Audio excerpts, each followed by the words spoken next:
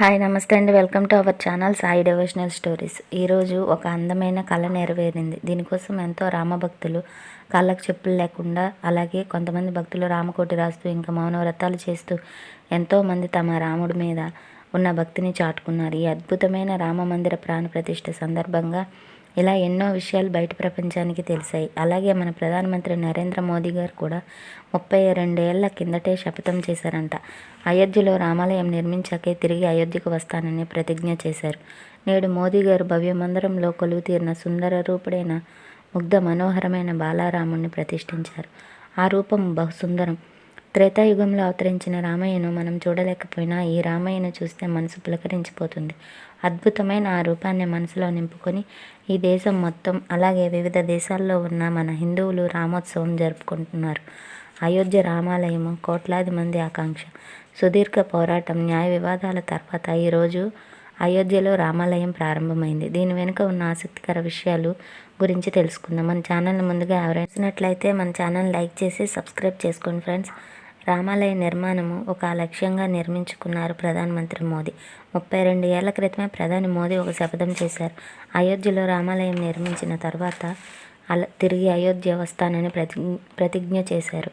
ఇప్పుడు నిజమైంది. నేడు కోట్లాది మంది ప్రజల సాక్షిగా ప్రధాని మోదీ అయోధ్యలో రామ మందిరం ఆవిష్కరించారు. నాడు రామ జన్మభూమిలో మోదీ పర్యటన, అప్పటి ఫోటోలు. 32 ఏళ్ల క్రితం మోదీ కన్యాకుమారి నుండి కాశ్మీర్ వరకు ఏకతా యాత్ర నిర్వహించారు. రామమందిరం గురించి సందేశాన్ని దేశం మొత్తం వ్యాప్తి చేయడానికి ఆ యాత్ర నిర్వహించారు.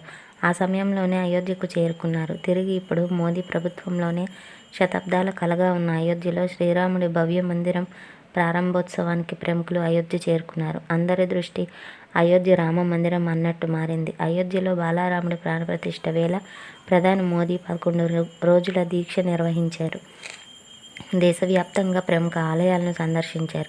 11 రోజుల పాటు దీక్షలో భాగంగా వేకువజామునే నిద్రలేచి ధ్యానము, యోగా లాంటివి చేస్తూ కొబ్బరి నీళ్లనే సేవిస్తూ నేలపై ఒక దుప్పటిని మాత్రమే వేసుకుని నిద్రించారు. ఈ విధంగా మోదీ గారు దీక్ష చేశారు.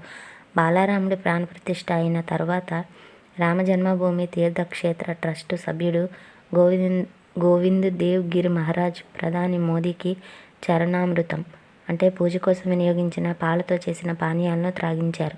రామ మందిరానికి చాలా విరాళాలు సమకూర్చింది దిలీప్ కుమార్ వి లాకి. ఆయన కుటుంబం ముందు వరుసలో ఉంది.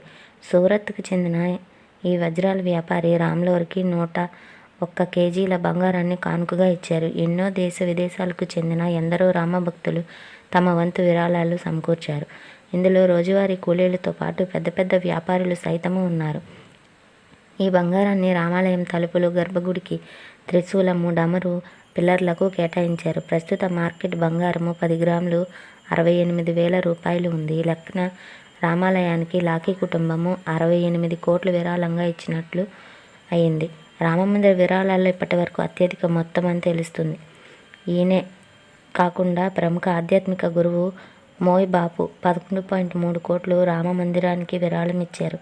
అమెరికా, కెనడా, బ్రిటన్లో నివసిస్తున్న రామభక్తులు 8 కోట్ల రూపాయలు సమకూర్చారు. గుజరాత్కు చెందిన వజ్రాల వ్యాపారి గోవింద్ భాయ్ డోలాకియా 11 కోట్లు విరాళం ఇచ్చారు. యూపీలో ఒక వ్యక్తి మందిరం కోసం 1 కోటి రూపాయలు ఇవ్వాలని నిర్ణయించుకుని తన 16 ఎకరాల పొలాన్ని అమ్మేశాడంట.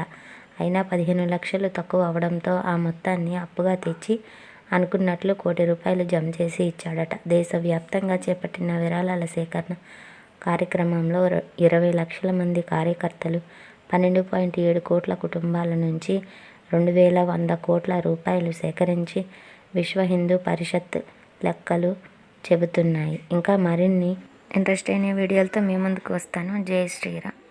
ఏమండి, మర్చిపోకండి సబ్స్క్రైబ్